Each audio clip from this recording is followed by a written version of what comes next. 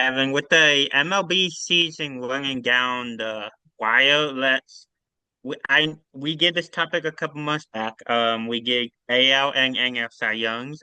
Let's look back at those lists and see if anything changes. Um, obviously in the NL Cy Young, I had Paul Skenes, Yoshinobu Yamamoto, Mackenzie Gore, Kogai Senga, and Robbie Ray. Um, now we talk about things obviously changing. Paul Skenes, his last start against the Baltimore Orioles eclipsed 200 strikeouts in a season, which is a pretty big accomplishment for him. His career ERA is under two. Yeah, I think the NFSI Young, I think this is a one away for Paul Skenes. I think that the only really NL pitcher that maybe comes to mind, maybe has a chance, is maybe Robbie Ray, or Yoshinobu Yamamoto. But I think this is running away for Paul Skenes. Talking about the ASI Young, I had Struble, Max Free, Carlos Rondon, Hunter Brown, Jacob deGrom, and Chris Bubich. Um, in my list early on the year. As we continue down the road, a picture that I didn't really think would be in the contest was really Garrett Crochet out of the Boston Red Sox, and he's third in the AL and ERA.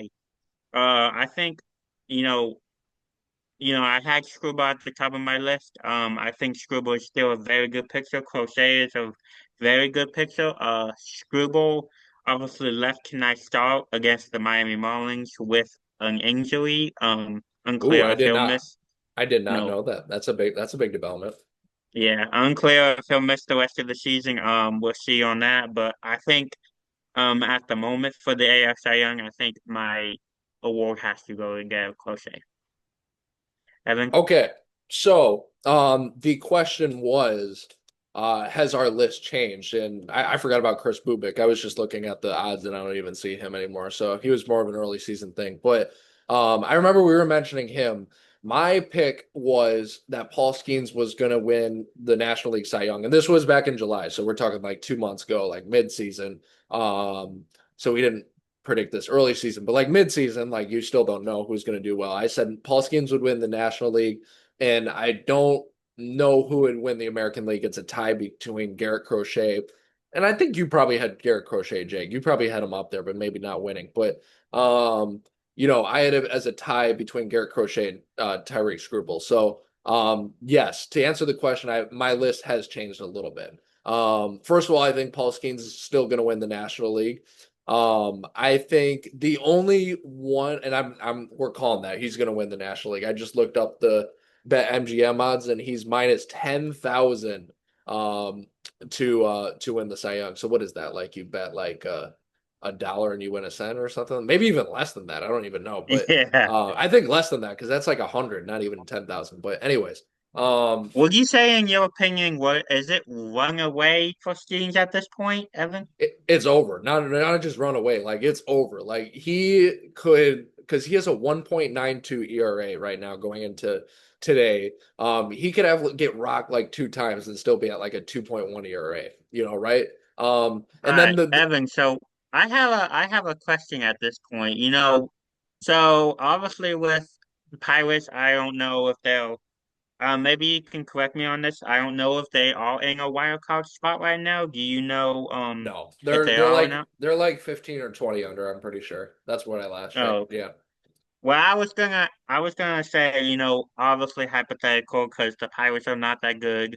Paul Skeens hasn't gotten run support. If he did, he would be like 15-1 by now, or 15-2, or something like that, something crazy. Because he's that dominant. Um, but my question is, if a Cal Raleigh or a Kyle Schwarber didn't have that great of a season, and the Pirates were, contending for a wild card or even a playoff spot. Would Paul Skeens win MVP this year? It's a Would you possibility. put him in Okay. that conversation?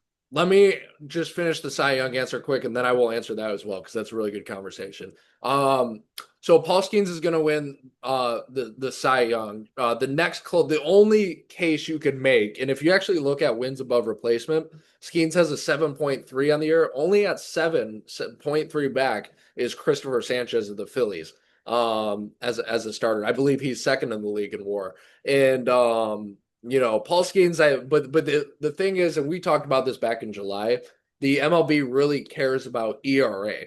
They care about ERA a lot when picking a Cy Young. And right now, Paul Skenes has like a point six, point six better, like almost a full ERA better. Like Paul Skenes is 1.92, and I think Christopher Sanchez is like 2.56 or something like that. So it's too far apart. Skenes has more strikeouts. He's going to win.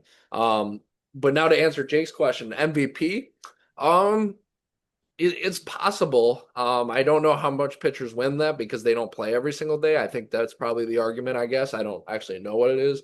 Um, 1.9 is something we've seen before. If he was a tiny bit lower, like maybe 1.7 ERA, I think there'd be more conversations. He's definitely deserving. I just don't see it happening. I think you just have to be a tiny bit better stats. Not that he's not doing amazing though. I think it's sort of like a receiver winning the MVP in football. Like it's just not going to happen. But unless if it's he's going crazy. Yeah, it's usually a quarterback award, but we might see a wide receiver winner this year. Who knows at this point, But with the NF Cy Young, other pitchers have come into contention, as I mentioned before, Yoshinobu Yamamoto, you mentioned Evan, Christopher Sanchez, but also, Freddie Peralta has been having a good second half of the year. He's got his ERA all the way down to 2.69, but I think that, any other year, one of these pitchers might win Cy Young, Cy Oh, Young win, Cy and Young awards. But that was the one knock on Skeens too, and you brought up, I forgot about it, the record. Well, Paul Skeens, I believe, has a 10-9 record. So not amazing, of course, but it's a winning record on a team that's not winning. So the record thing even is nothing you can knock him against because he literally has a winning record now. So I mean, 10-9, but I mean, if you think about it, if the Pirates had given Paul Skeens 4 runs of support the whole season, he would be 18-1. he'd be like 20-0 or something like that. 18-1, yeah. He'd be 18-1. I mean, that's just how dominant that he has But been. still, He a winning record on a team that's like 20 under, like if you do the simple math, that's pretty solid. I wanted to answer about the AL because that's what switched for me. So back in July, I said that Garrett Crochet and Tyreek Skubal were at a tie. It's no longer a tie. I did not know he was injured though. That's a good development by Jake there. But if I think even say if Tyree Skubal misses the rest of the season, the 2.5 weeks that's left, I think he has the numbers to win. Garrett Crochet's ERA has risen a little bit. He's up to like a little over 2.5. Skubal's at 2.10. Again, I think ERA is the most important stat to the MLB voters. You could make the case for Hunter Brown. He's having an amazing season too on the Astros. But I do think unless if say Hunter Brown goes on like a crazy tear, I think I think Tariq Scribbles locked it up. I think baseball is gonna give it to him even if he misses the rest of the regular season because he's had an amazing year. Yeah, I think that might be a definite option for MLB at this point. One more thing on Parsons, I just wanted to say. We love our before Paul I get Skeens. into before I get into what else, Paul Skenes is going to become the MLB version of Patrick Mahomes.